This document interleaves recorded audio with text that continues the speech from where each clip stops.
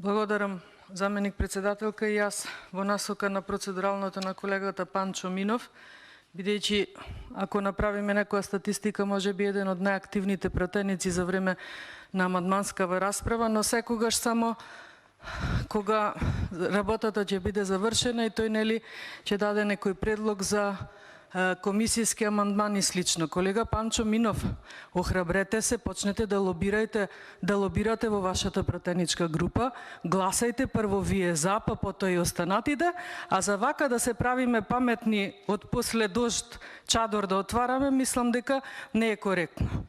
Ако вака вашиве предлози за секој наш одбиен амандман вие отпосле предлагате комисијски да се разгледува, па нас утре ни треба еден работен ден од 48 часа за сите одбиени амандмани комисијски да ги разгледуваме. Значи охрабрете се, гласајте прво вие за и лобирајте и некој од членовите на оваа страна со 60 пратеници да гласаат за и да не ја комплицираме работава. Значи или сте риба или сте девојка. Или сте за, или сте против. Доста со предлози за комисијски амандмани.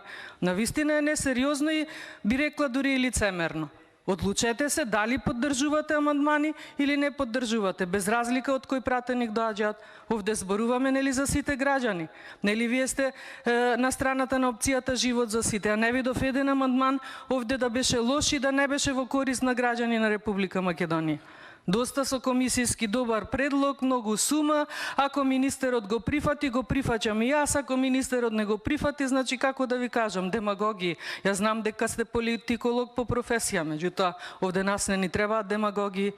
Кратко и јасно, за или против. Благодарам.